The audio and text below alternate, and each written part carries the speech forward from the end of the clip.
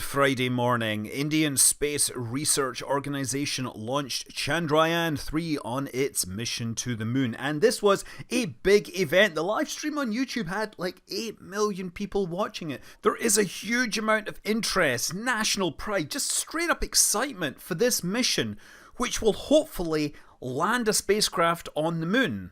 And this is, of course, a follow-up to Chandrayaan 2, which unfortunately failed to complete its landing on the moon and crashed for, well, complicated reasons which have never quite been oxide, and those don't actually light until about 2 minutes into flight, just before the solid rocket motors separate.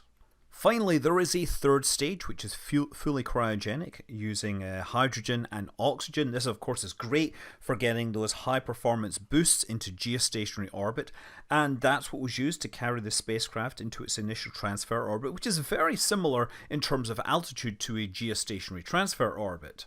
But in this case, it was inclined at a higher inclination because it's going to the moon rather than GTO. So once in that orbit, the Chandrayaan spacecraft was deployed.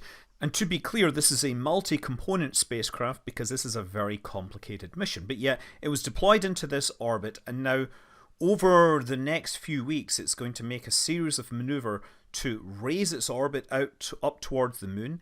It will eventually get captured by the lunar sphere of influence, or the lunar gravity, and from there it will lower itself down into a low lunar orbit, and finally it will deploy the Vikram lander, which will hopefully perform a soft, controlled descent to the lunar surface, enabling its instruments to study the surface of the moon, and also the deployment of a small rover, which should be able to perform its own independent study for up to a couple of weeks until the sun finally sets, and after that the vehicles will be without power and they will get very cold and they will probably not survive the lunar night, but it would be a nice bonus if they did. So if this is successful, it would make India the 4th country to successfully soft land on the surface of the moon. It wouldn't be the first time they landed on the moon, because the very first Chandrayaan spacecraft went into lunar orbit and performed a bunch of remote sensing, but it also included an impact probe, a probe which was going to be dropped. This would descend towards the surface, and I'm sorry to say, but the real thing hit a little bit harder and probably isn't in as few pieces as this animation would suggest. I mean, that's what the laws of physics tells us. And then, of course, in 2019, there was Chandrayaan 2. This was a much more complicated mission. It actually included an orbiter, which had an onboard orbital high-resolution camera, which has been able to survey the lunar surface at the highest resolution of any camera in lunar orbit. And this has been a pretty successful mission over the last few years, but it also included the lander. And this lander was supposed to be the highlight of the mission. They had a lot of important people at the launch center during this landing, and it performed pretty well during the early steps of the descent. Unfortunately, when the fine braking phase began, the vehicles somehow ended up upside down. At least according to the telemetry, we're not really clear if this was the actual attitude, but it seems like it's pretty likely. The vehicle ended up falling towards the surface and impacted at speeds of about an order of 100 meters per second or so. But even with that knowledge, there were a lot of people who really wanted it to survive, for reasons of national pride. It's totally understandable. And they hung on to hope that it had somehow made it to the surface and it was just like on its side. Its antenna wasn't pointing at the Earth. But yeah, eventually it was found that there was a big debris field where it was supposed to be. And unfortunately, we never got the proper full report about what actually happened that resulted in this crash. We had a few statements to the press about things perhaps overperforming, but we never got a complete and unambiguous explanation for why the spacecraft had performed so well early on and then decided to lose attitude control right at the end. But now with Chandrayaan 3 on the way, we got a few more clues in press statements recently. As I understand it now, what happened was that during the early part of the descent,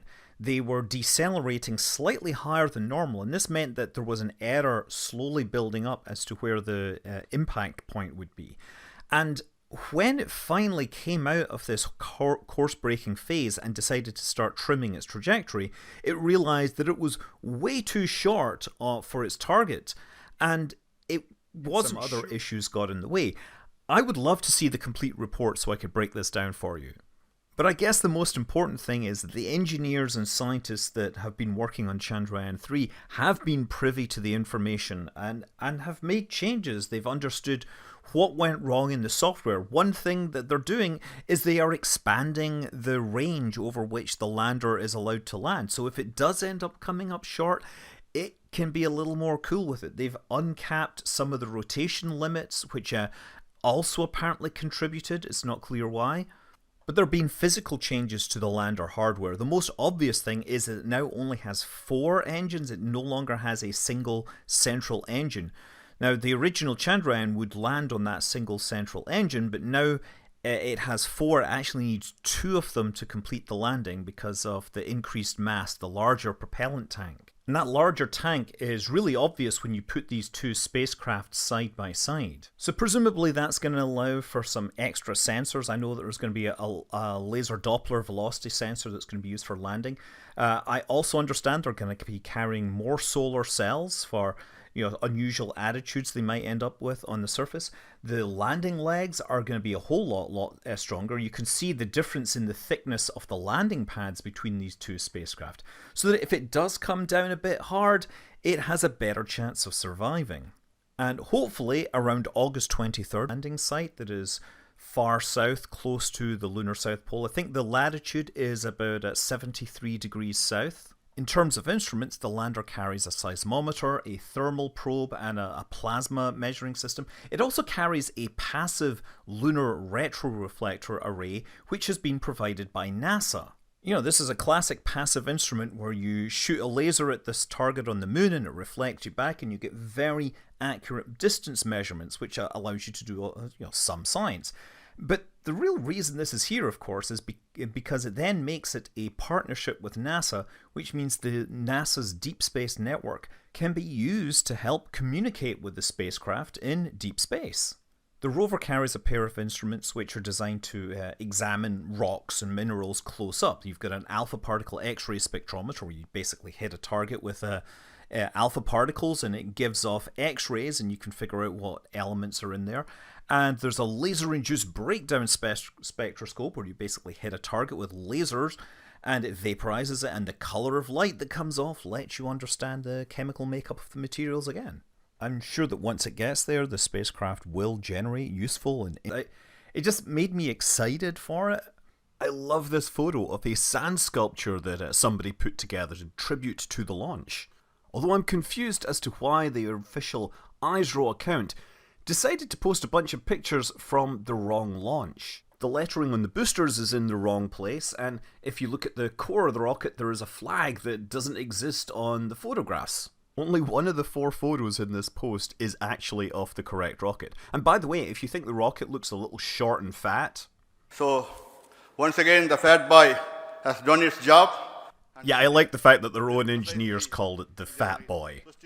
If you watch the full live stream, they actually have a great section showing how they assemble the rocket on the pad. They use these 2 large 3-segment solid rocket motors, and it's great because you can see them putting the sections together with the O-rings and the bolts, and you can see the channel down the middle. India is heavily invested in solid rocket motors, and they build some of the largest solid rocket motors in the world.